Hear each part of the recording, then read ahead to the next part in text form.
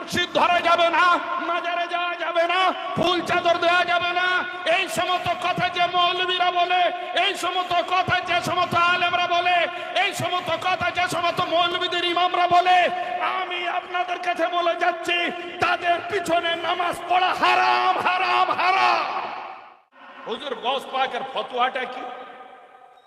তো ঠিক আছে, খাও, হালাল জিনিস তুমি খাও, 100 বার খাও, মুরগা খাও, খাসি খাও, গরু খাও, সমাজ খাওয়াচ্ছে খাও, কিন্তু আমি হাত জোড় করব যেই সমস্ত ওলি আউলিয়াদের তোমরা ইনসাল্ট করতে পারো না, মেম্বারে উঠে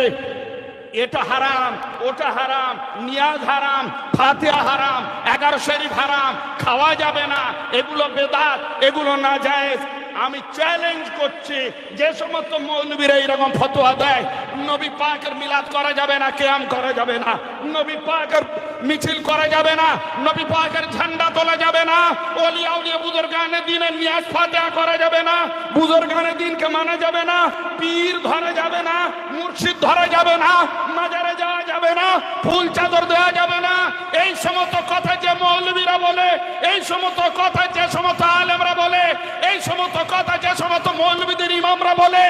আমি আপনাদের কাছে বলে যাচ্ছি তাদের পিছনে নামাজ পড়া হারাম